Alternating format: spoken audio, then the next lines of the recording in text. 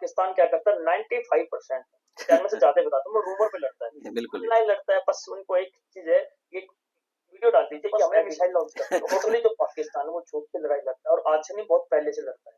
Cricket match online नहीं होते तो पाकिस्तान कभी भी नहीं क्रिकेट मैच भी हारता वर्ल्ड कप में, इंडिया से यकीन के साथ कहता हूं। रही बात हमारे नुकसान की कि वो लोग दावा कर रहे हैं तो जय हिंद दोस्तों, स्वागत है आपका आपके अपने YouTube channel ESM Sachin Bansal में। दोस्तों, हम सभी एक्स सर्विसमैन भाइयों के लिए ये बहुत ही गर्व की बात है कि अपने ही एक्स सर्विसमैन भाई सार्जेंट भले सिंह बलोदा को ऑपरेशन सिंदूर के दौरान उनके द्वारा दिखाए गए अदम्य साहस और शौर्य के लिए राष्ट्रपति वीरता पदक मेंशन इन डिस्पैच से सम्मानित किया जा रहा है। सार्जेंट भले सिंह बलोदा भारतीय वायुसेना से 30 जून 2025 को रिटायर्ड हुए। भारतीय वायुसेना में वे S-400 में कार्यरत थे और मैं आपको बताना चाहूंगा कि ये उसी टीम का हिस्सा थे जिसने पाकिस्तान में 300 किलोमीटर दूर उनके एक प्लेन को डिस्ट्रॉय करने का गौरवशाली कार्य किया, जो अपने आप में एक रिकॉर्ड है और जिससे भारतीय एयर डिफेंस सिस्टम का लोहा पूरे विश्व ने माना और हम समस्त भारतवासियों का सिर गर्व से ऊंचा हो गया। इसका जिक्र भारतीय वायुसेना चीफ ने भी किया था। इस ऑपरेशन में सार्जेंट भले सिंह की कितनी अहम भूमिका थी, इस बात का अंदाजा इसी बात से लगाया जा सकता है कि रिटायरमेंट के बाद भी उन्हें राष्ट्रपति वीरता पदक से सम्मानित किया जा रहा है। यह हमारा सौभाग्य है कि वे आज इस चैनल के माध्यम से, इस मंच के माध्यम से अपना एक्सपीरियंस हमारे साथ शेयर करेंगे। तो बिना समय गवाए स्वागत करते हैं सार्जेंट भले सिंह बलोदा रिटायर्ड का। तो सबसे पहले भले सिंह साहब, मैं आपको और आपके परिवार को बहुत बहुत बधाई देता हूं और आपका अपने इस चैनल पर स्वागत करता हूं। Very much sir. सभी आपका चैनल देखने वाले सभी व्यूअर्स को मेरा जय हिंद, नमस्कार। सभी एक्स सर्विसमैन भाइयों को मेरा जय Hind and thank you very much to sergeant Sachin Bansal sir, retired income tax inspector Sachin Bansal sir. तो सभी लोग S-400 के बारे में बहुत कुछ सुन चुके हैं और ज़्यादा कुछ जानते नहीं है, लेकिन तो अगर आपको कोई सिक्योरिटी ब्रीच ना हो तो हमारे सभी भाइयों को S-400 के बारे में संक्षेप में अगर कुछ बता पाएं। सर, S-400 एयर डिफेंस का सबसे बेहतरीन वेपन है। ये S-400 मिसाइल सिस्टम रशिया के द्वारा बनाया गया है। सबसे पहले ये जो सिस्टम है एग्जैक्टली S-400 नहीं है, वो चाइना ने खरीदा था, वो S-300 है। उसके बाद तुर्की ने, उसके बाद 2018 में इंडिया ने इसका डील किया था, उसके बाद 2022 में ये इंडिया में आया था और इसका ऑपरेशन सिंदूर में इस वेपन को यूज किया गया है। इसका रेंज जैसे आपको नाम से पता चल रहा है 400 अप्रोक्सीमेटली 400 किलोमीटर इसका रेंज है। और मोटा मोटी मैं आपको एक ऐसी लेमन लैंग्वेज में बता सकता हूँ जिसमें आम पब्लिक को या जो भी है जो सिस्टम से नहीं जुड़ा उसको भी समझ में आ सकते हैं। इसमें कई टाइप के रडार रहते हैं सर। ओके। तो टारगेट को डिटेक्ट करते हैं, ट्रैक करते हैं।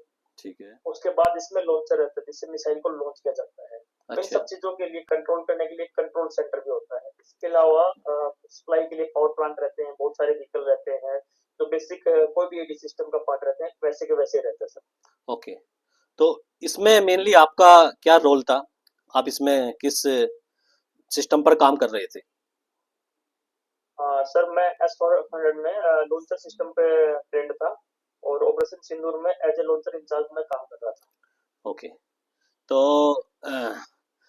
हम ये जानना चाहते हैं कि जैसे 22 अप्रैल को ये टेररिस्ट अटैक हुआ था, उसके बाद पूरा ही देश काफ़ी आक्रोशित था और जैसा पहले इस गवर्नमेंट की हमने पहला भी रिकॉर्ड देखा है कि कुछ ना कुछ वो जवाब देते हैं, तो सभी उम्मीद कर रहे थे कि कुछ बदले में जवाब, कड़ी सैन्य कार्यवाही करी जाएगी और 15 दिन के बाद हमें ऑपरेशन सिंदूर देखने को भी मिला।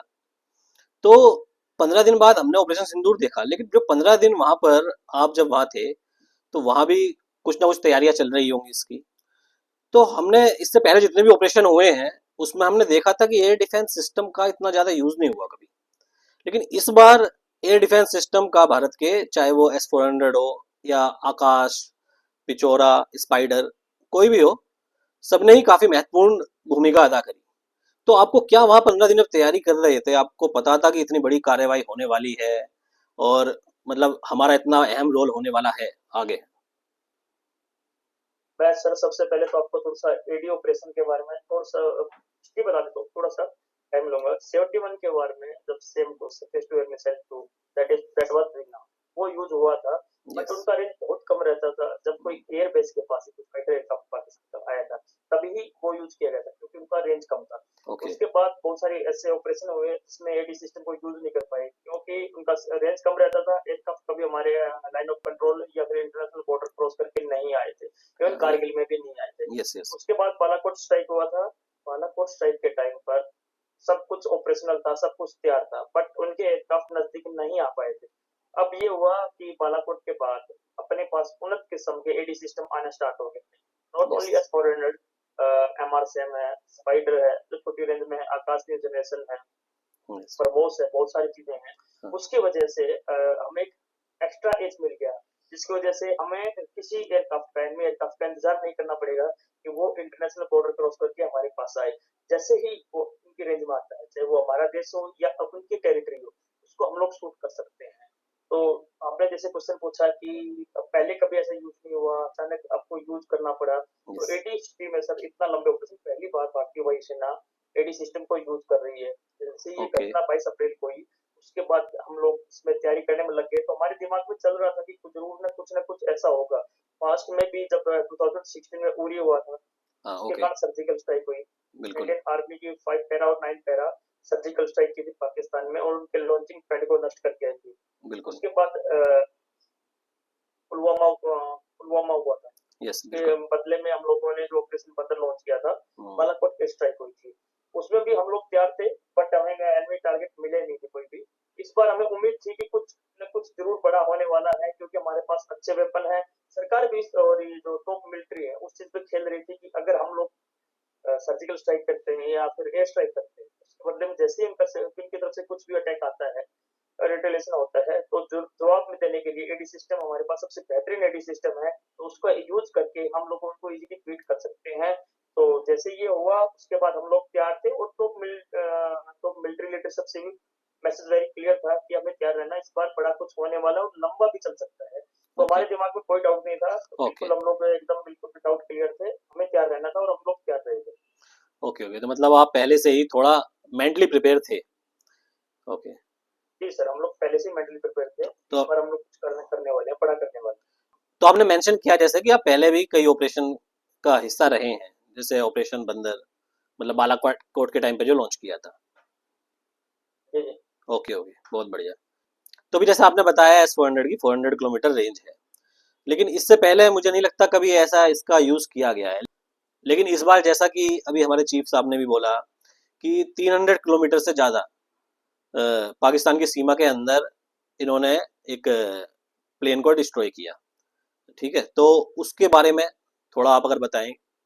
ये आपकी ही टीम ने किया है जितना मुझे जानकारी मिली है, तो उस इंसिडेंट के बारे में थोड़ा आप संक्षेप में अगर बताएं अपने भाइयों को।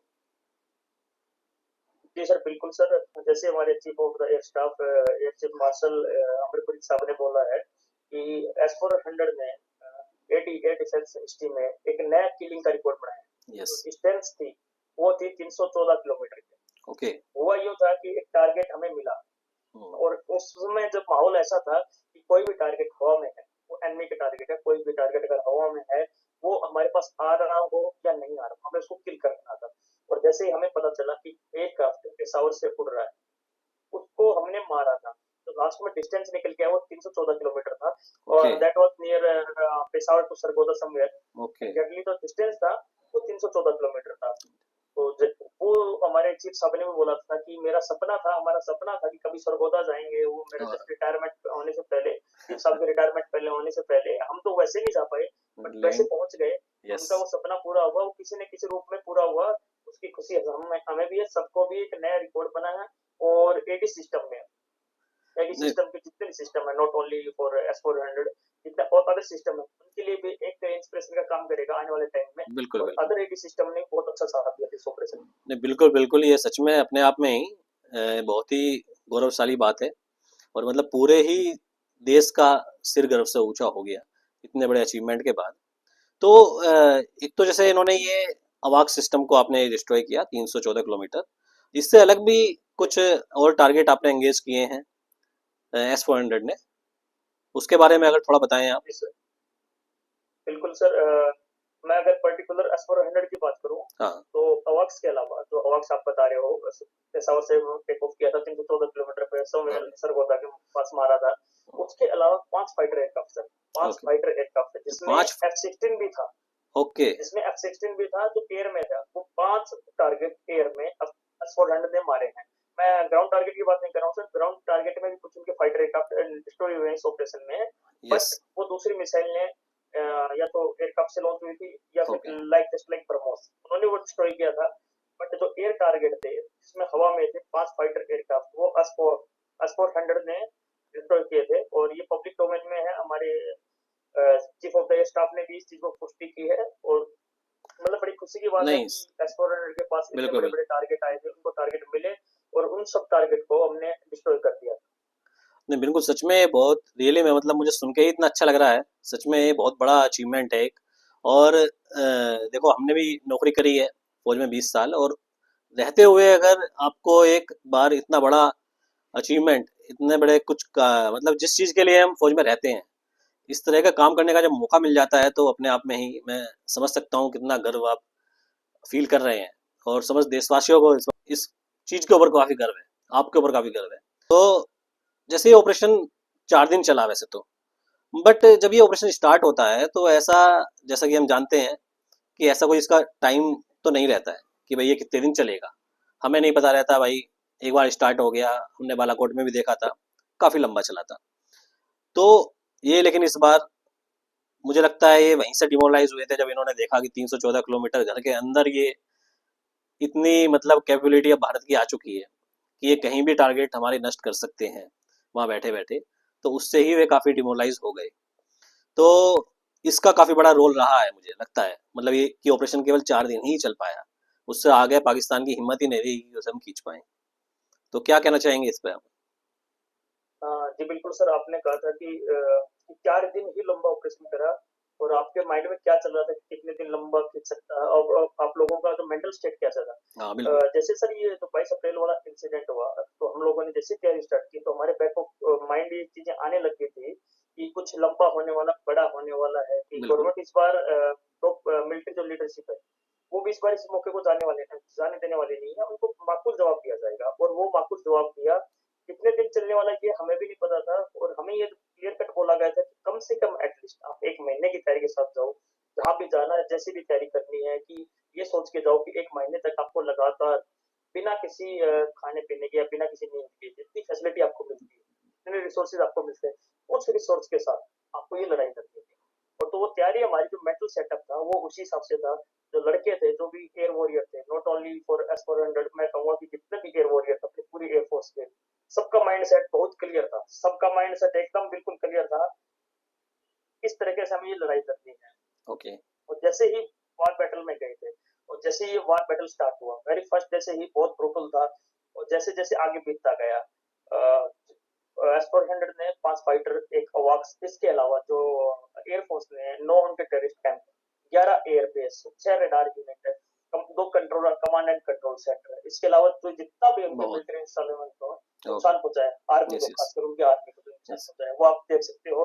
155 ऑफिशियली जो ऑनरेबल लिस्ट डाली थी, और 54 एयरफोर्स के थे, ये जिसमें बिल्कुल। Including that works hmm. Use थे, जितने भी थे, जो भी और एयरबेस पे ज्यादा हैंगर पे वो मिसाइलें लगी हैं, सबका मिला के तो उनको more than 200 air force plus army जो उनका डैमेज हुआ। और बिल्कुल। इसके अलावा उन लोगों ने जितना भी वेपन उनके पास था, जितने टाइप के उनके पास क्रूज मिसाइल थी, बैलिस्टिक मिसाइल थी, स्टैंड ऑफ वेपन थे, लोइटिंग म्यूनिशन थे, ड्रोन थे, चाइनीज हो या तुर्की, जितने भी ड्रोन थे, और अमेरिकन एयरक्राफ्ट थे या जो भी थे, सब कुछ उन लोगों ने किसी न किसी फॉर्म में सारे वेपन उन लोगों ने यूज किए।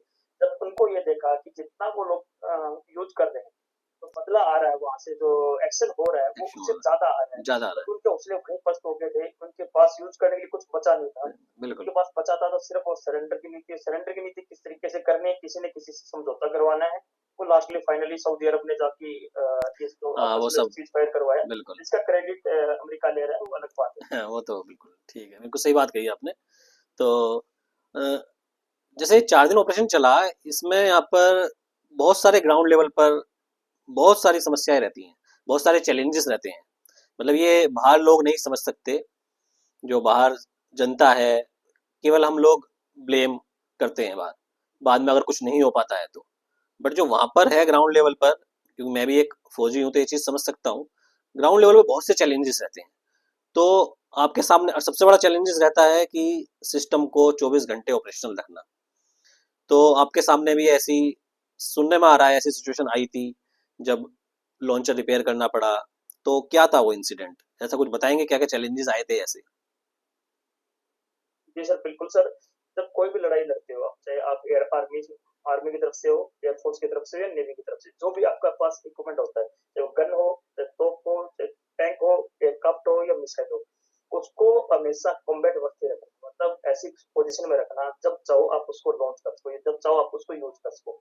मशीनरी है सर, जब चलती है तो फुल कॉम्बैट में जाती है, तो फुल लोड पे जाती है, कुछ बिल्कुल न कुछ प्रॉब्लम आई जाती है। नॉर्मल बिल्कुल सी बिल्कुल बात है, जब अपनी गाड़ी को आप फुल स्पीड से दौड़ाओगे, कुछ न कुछ उसमें प्रॉब्लम आती है। बिल्कुल बिल्कुल। तो वो चैलेंज हमेशा आते रहते हैं, और जो टेक्नीशियन होता है उसको इस चीज का पता भी है ये यस। चैलेंज आएंगे। उसके लिए हमें पहले से तैयारी रखनी है। जैसे कि हम लोग जब तैयारी कर रहे थे तो स्पेयर पार्ट हमें साथ में लेके जाते बिल्कुल। हैं। कॉम्बैट में जोन में जा रहे हो, कुछ स्पेयर पार्ट वैसे भी होते हैं कि बर्न हो जाए, जल सही जाए, सही बात या है। यूएस अनसर्विसेबल हो जाए, उसको बिल्कुल सर्विसेबल करने के लिए बहुत टाइम लगता हो, तो आप स्पेयर पार्ट यूज कर सकते हैं। तो ये पूरी टीम बिल्कुल। ने मेरे खासकर मेरे जो क्रूज थे, उन्होंने इस चीज का पूरा ध्यान रखा कि अपने साथ कुछ न कुछ स्पेयर लेके जाए, जिसकी प्रोबेबिलिटी ज्यादातर रहती है कि बार बार जिसके यूएस अनसर्विसेबल होने के चांस रहते हैं, उन सब स्पेयर्स को एक साथ में लेके गए थे हम लोग। और ड्यूरिंग ऑपरेशन अनेकों हर सिस्टम में अलग अलग सिस्टम काम कर रहे थे, कुछ ना कुछ चैलेंज आते थे, और टेक्नीशियन इतने स्किल्ड थे कि उस चैलेंजेस को उन्होंने पार किया, और with in time, with in short time सब लोगों ने अपने अपने काम को, कोई फॉल्ट या रिपेयर जो भी आता था उसको ठीक किया। Fault and okay. Repair is a part of equipment. Yes हमारे यस। साथ भी ऐसा हुआ था बिल्कुल। कि जब हम लोग काम कर रहे थे, लगातार काम कर रहे थे, एक टेक्निकल माल फंक्शन हो जाता है। हाँ बिल्कुल टेक्निकल माल बिल्कुल समझ फंक्शन सकता हूँ मैं। हो जाता है। एग्जैक्टली जो वर्ड है वो that is technical mall function हो जाता है। ओके विद या इन 15 मिनट हमें रिलोकेट करना था, तो विद इन 15 मिनट में टेक्निकल माल फंक्शन को हमने ठीक किया। बहुत खूब। हमारी टीम ने अपना धैर्य बनाए रखा, उसको फॉल्ट को ठीक किया। उसके बाद हम लोग रिलोकेट हुए उस सेम लॉन्चर से जिसमें माल फंक्शन हुआ था। तो लॉन्चर जब फायरिंग के लिए गया तो वो मोस्ट फेवरेबल लॉन्चर बन गया था फायरिंग के लिए उस टाइम पे। ओके। ठीक है, तो उसमें क्या हमने नेक्स्ट 2 मिसाइलें उसी लॉन्चर से हमने लॉन्च किया था। तो ऐसा मतलब जो प्रॉब्लम आई थी वो that was technical mall function, वो ओके। नेचुरल। तो जैसा कि आपने बताया कि मतलब लॉन्चर माल फंक्शन हुआ था और वो आपने रिपेयर किया और उसका काफी योगदान रहा उसमें, तो रियली में मतलब ये अपने आप में एक बहुत बड़ा अचीवमेंट है। तो अभी हमने देखा 14 अगस्त को कैसे पाकिस्तान की जो सरकार है वो अपने मतलब वहां पर एक कमांडर का दिखा रहे थे किसी का कि उसे उसके एस क्लेम कर रहे थे वो कि S-400 इन्होंने एक S-400 मिसाइल को गिराया है और वहाँ बेस ध्वस्त कर दिया। हमने ये भी देखा काफी सोशल मीडिया के माध्यम से, न्यूज चैनल के माध्यम से उन्होंने काफी ये खबरें फैलाई और सम्मानित कर रहे हैं, बल्कि और सम्मानित भी किया 14 अगस्त को एक ऐसे ही कमांडर को। तो मतलब वैसे हमें पता है कि पाकिस्तान अफवाहें फैलाने में माहिर है। तो पर फिर भी जैसा आप वहाँ थे, आप S-400 में थे, उस यूनिट में थे, तो आप ही इसकी सही से पुष्टि कर पाएंगे कि कितनी सच्चाई है इस बात में। मतलब क्योंकि पूरा देश ये जानना चाहता है। काफी लोग तो मानने भी लगते हैं, पाकिस्तान जो अपने यहाँ एंटी हैं बहुत लोग, तो वे इसके खिलाफ इसके लिए गवर्नमेंट को ब्लेम भी करने लगते हैं। तो लेकिन आप क्योंकि वहां पर थे इसलिए आपसे ज्यादा बेहतर कोई नहीं जानता और बेहतर कोई उत्तर दे नहीं सकता इसका। तो आप बताइए जरा कि क्या था वो, मतलब क्या ऐसा कुछ हुआ या 4 दिन में कोई भी उनकी मिसाइल, ड्रोन, बॉम्ब, जो फाइटर, कोई भी आपकी सीमा में भी कोई आ पाया या कोई किसी तरह का नुकसान वो पहुंचा पाए? सर, मैं सभी अपने जो व्यूअर्स हैं उनको एक चीज बताना चाहता हूँ कि कोई भी जो लड़ाई लड़ी जाती है उसके अलग अलग फैक्टर होते हैं। बिल्कुल। कुछ लड़ाई जैसे कि 25% लड़ाई लड़ी जाती है आपके हथियारों के साथ, किस टाइप के आप वेपन यूज करते हो।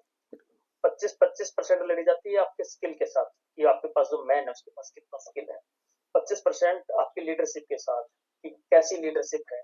25% लड़ी जाती है उस हौसले के साथ जो बाहर से मिलता है, जैसे कि आप दुश्मन का हौसला प्राप्त कर सकते हो। वो भी एक टाइप का हौसला तो आपको मिलता है जो रूमर और प्रोपेगेंडा के रूप में आता है, और वार के टाइम पर इतिहास गवा रहा है। इवन महाभारत में भी ये चीजें युद्ध हुई है कि अश्वत्थामा मारा गया, हाँ, नर नहीं बिल्कुल। हाथी, या जो भी इस टाइप की कुछ स्लोगन था। महाभारत बिल्कुल, में भी युद्ध हुआ था, वो बिल्कुल, वार में भी युद्ध होता है, हर तरीके से युद्ध होता है। पाकिस्तान का उल्टा है। पाकिस्तान क्या करता है, 95% चाहे मैं से ज्यादा बताता हूँ, वो रूमर पे लड़ता है, बिल्कुल, ऑनलाइन लड़ता है। बस उनको एक चीज है, एक वीडियो डाल दीजिए कि हमने मिसाइल लॉन्च कर दी, ऑफिशियल वीडियो डालने की मिसाइल लॉन्च कर दी। उसके हाँ, बाद वो कुछ गेम से वीडियो निकालेंगे या किसी रूस यूक्रेन वार का कुछ फोटो निकाल के ले आएंगे। उनकी ब्रीफिंग जब हमने देखी थी, उसमें से नेवी वालों ने भी जो ब्रीफिंग दे रहे थे, जिसमें उन लोगों ने एयरक्राफ्ट कैरियर एक एयरक्राफ्ट दिखा दिया, जिसमें जो फाइटर एयरक्राफ्ट कैरियर वाला पेट्रोलिंग वाला वो जहाज दिखा दिया, तो बल्कि उनके पास है भी नहीं। टोटली जो पाकिस्तान है वो झूठ की लड़ाई लड़ता है, और आज से नहीं, बहुत पहले से लड़ता है। कि बिल्कुल, क्रिकेट मैच बिल्कुल, ऑनलाइन नहीं होते तो पाकिस्तान कभी भी नहीं क्रिकेट मैच भी हारता वर्ल्ड कप में, इंडिया से यकीन के साथ कह सकता ये हूँ। रही बात हमारे नुकसान की, कि वो लोग दावा कर रहे हैं 14 अगस्त में उन लोगों ने एक सेरेमनी आयोजित की थी, और एक विंग कमांडर रैंक के अधिकारी को अच्छा, पाकिस्तान के प्राइम मिनिस्टर ने ये कहते हुए सम्मान दिया था, इन्होंने एस्परहैंड को डिस्ट्रॉय किया। मैं पूरे आपके बिल्कुल, व्यूअर्स के साथ, पूरे देशवासियों को बता देना चाहता हूँ कि एस 400 यूनिट के इक्विपमेंट का रत्ती भी बाल बांका नहीं हुआ। ना तो इक्विपमेंट में कुछ नुकसान हुआ पाकिस्तान के हमले में, ना ही किसी मैन को कोई नुकसान हुआ है। सब कुछ जैसे का तैसा, आज भी वैसे का वैसा ही है। जो क्लेम कर रहा है वो झूठा है, फर्जी है, और उसके लिए बार बार आपको किसी को, मुझे नहीं लग रहा कि बार बार पाकिस्तान को मैं रिप्लाई देना चाहिए। मैं एग्जाम्पल के लिए बता देता हूँ। बिल्कुल, जैसे मेरे ये सब इंटरव्यू चले थे, तो एक पेज ने इंडियन रिसर्च और डिफेंस टाइप कुछ पेज, उन्होंने इंग्लिश में टाइटल लिखा था, मैं बड़े अच्छे से उदाहरण के साथ सिखाता हूँ कि gallantry award winner sergeant Bhale Singh repair supported launcher under fire. तो पूरा आर्टिकल लिखा हुआ था कि ओके, युद्ध के टाइम पर टेक्निकल माल फंक्शन हुआ, इनकी टीम ने 15 मिनट में उस माल फंक्शन को ठीक किया। उसके बाद उस लॉन्चर से 2 मिसाइलें फायर हुई, और ओके, सब कुछ अच्छे तरीके से लिखा हुआ।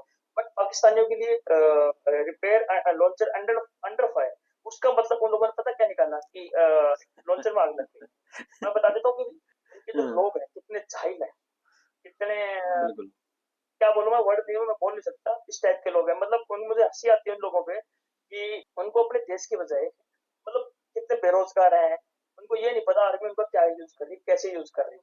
बिल्कुल, उनको सही जगह अपनी एनर्जी लगानी चाहिए। और मुझे लग रहा है कि जो एजुकेशन एटलीस्ट थोड़ा बहुत तो दिमाग अगर भगवान ने उनको दिया है, तो इस चीज का मतलब भी तो पता होना चाहिए उनको। तो जो बिल्कुल, क्लेम अच्छा, था पाकिस्तान का, वो आने वाले 3 दिनों में और भी क्लेम करेंगे। वो पता नहीं क्या क्या क्लेम करेंगे। अभी पायलट, लेडीज पायलट का हमेशा लिखते रहते हैं। एक क्लेम और बताता हूँ लोग क्या करते रहते हम्म, हैं। ड्यूरिंग ऑपरेशन में पैरामिलिट्री, आई डोंट नो या आर्मी, एक जवान थे राम बाबू, हाँ, ऐसे करके कुछ मीडिया में न्यूज आई थी कि वो शहीद हुए ऑपरेशन में। ओके, उस राम बाबू साहब को, जो पैरामिलिट्री के था, आई थिंक मे भी आर्मी, उनको उन्होंने एस्पोरेटेड का ऑपरेटर बना दिया, और आज तक एस्पोरेटेड का ऑपरेटर बना के उसको ओके, डिक्लेयर किया है कि देखो हमने अच्छा, मार दिया। राम बाबू साहब आदमपुर में थे, इनको हमने मार दिया, आदमपुर भी ध्वस्त हो गया। उन लोगों हाँ, ने आदमपुर के लिए इतना फेक न्यूज चलाया, इतना फेक न्यूज चलाया मॉरल डाउन करने के लिए। इवन इंडिया में लोगों को लगने लगे थे कि सच में आदमपुर हो गया। इवन मेरे पेरेंट्स को भी यकीन हो गया था कि शायद आदमपुर को उन लोगों ने डिस्ट्रॉय कर दिया, क्योंकि न्यूज चैनलों में आने लग गया था, अखबार छापने लग गए थे बार बार। वीडियो गेम टाइप कुछ डालते थे, रूस या यूक्रेन के वार में कुछ एक लॉन्चर का जला हुआ फोटो डालने लग गए थे। तो बिल्कुल, ये युद्ध के टाइम में, युद्ध के समय जो व्यूअर्स है आपके, जो मैक्सिमम जो व्यूअर्स अगर आपके सर्विसमैन है, जो डिफेंस रिलेटेड है, वो तो इस चीज को समझते हैं। अगर कोई सिविलियन बिल्कुल, एस्पिरेंट है जो आपको वीडियो देख रहा है, उनको मैं बता देना चाहता हूँ कि ऐसी किसी भी तरह की video, AI generated video, mock video या कहीं और की वीडियो, यकीन ना करें। जैसे मिलिट्री है, तो मिलिट्री ब्रीफिंग देती है, उसको पूरा पूरा यकीन रखिए। और जितना भी दावा था सब फर्जी था। एस 400 यूनिट आज भी ऐसी की ऐसी है, तो पहले 3 साल पहले जैसी थी। सब कुछ सेफ है, कोई nil damage to our equipment, बिल्कुल, nil damage to our man power.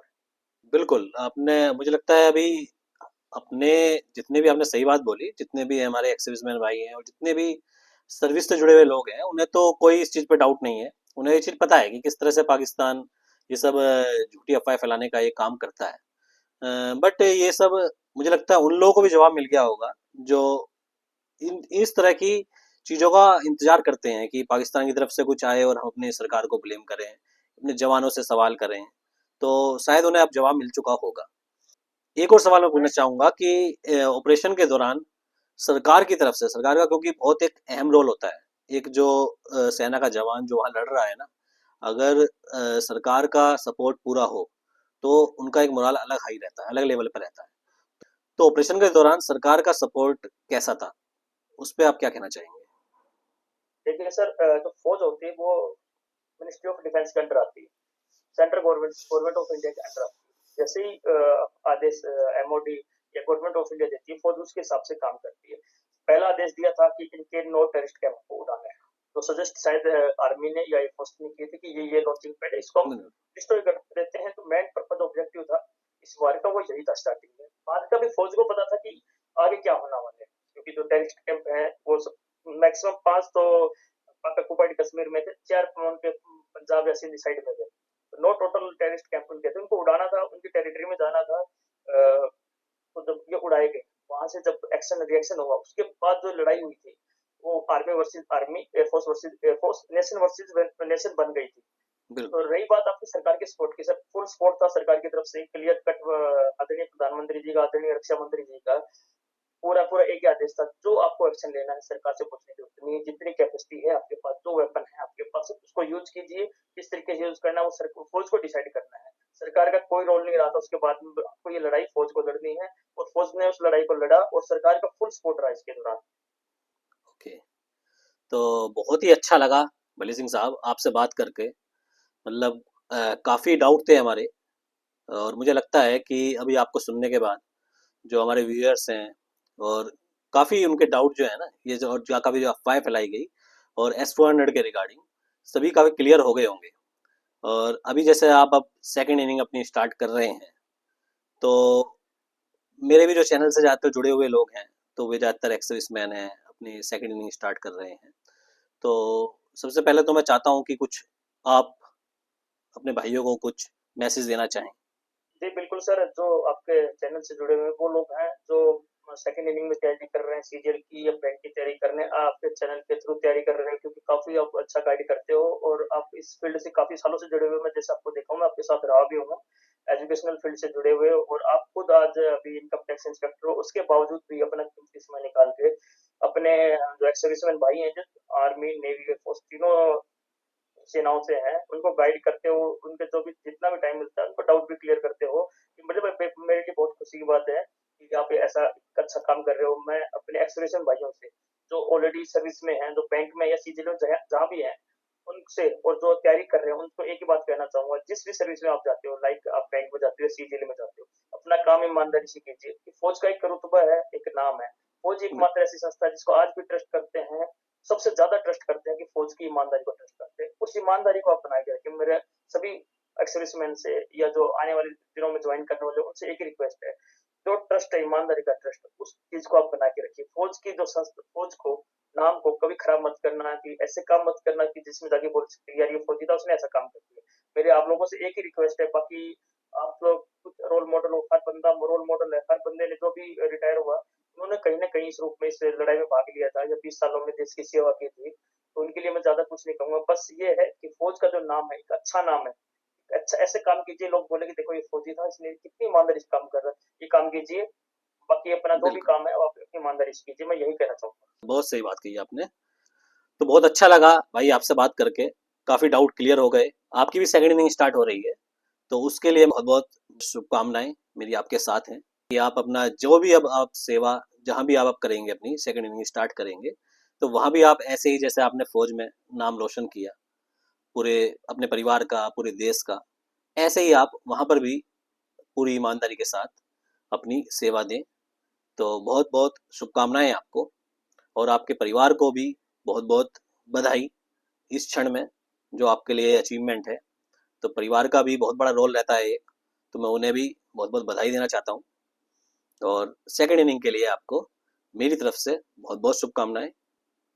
Sir thank you very much, आपका बहुत बहुत धन्यवाद, जो आपने इस एजुकेशनल प्लेटफॉर्म पे अपना समय निकालने, कीमती समय निकाल के मुझे स्पेस दिया, मौका दिया, अपने एक्सपीरियंस भाइयों से, जो एस्पिरेंट है, डिफेंस एस्पिरेंट है, उनसे जुड़ने का मौका मिला। मैं एक चीज बताना चाहता हूँ, मैं आपके भी द्वारा, आपके चैनल के द्वारा मैं भी खुद तैयारी कर रहा हूँ, मैं राजस्थान गवर्नमेंट की सर्विस की तैयारी कर रहा हूँ। उसके साथ साथ एक चीज नोबल को, जैसे आपने स्टार्ट किया था अपना यूट्यूब चैनल, अपने भाइयों के लिए, आपके भाइयों के मनोबल को बढ़ाने के लिए, उनके एजुकेशन को बढ़ाने के लिए आपने स्टार्ट किया था। आप जैसे ही लोगों के गाइडेंस के कारण मैंने भी एक यूट्यूब चैनल स्टार्ट किया, जिसका मेन पर्पज है बहुत सी चीजों पे डाउट क्लियर करना, नेशनल ओके, इंटरनेशनल जो मुद्दे हैं उस पर डिस्कस करना। वो मेरा पार्ट मैं ये नहीं कहूँगा पार्ट टाइम रहेगा। मेरा मेन प्रायोरिटी तो सोशल सर्विस है, जो राजस्थान गवर्नमेंट में तो सर्विस करना, समाज सेवा करना, और साथ साथ में अपने भाइयों के साथ किसी न किसी में डिजिटल रूप से किसी न किसी साथ जुड़ना। तो मैंने भी एक अपना यूट्यूब चैनल स्टार्ट किया है सोल्जर माइंडसेट के नाम से, वो आपके उसमें मिल जाएगा आपको। ओके। तो मैं चाहता हूँ कि ज्यादा से ज्यादा भाई अपने जुड़े, देखें क्वालिटी क्वांटिटी कंटेंट आपको अच्छा लगता है तो जरूर इसको फॉलो करें। धन्यवाद, जय हिंद। बिल्कुल, आपको बहुत बहुत शुभकामनाएं। बहुत बहुत धन्यवाद आपका अपना कीमती समय देने के लिए। धन्यवाद। जय हिंद। थैंक यू सर, जय हिंद।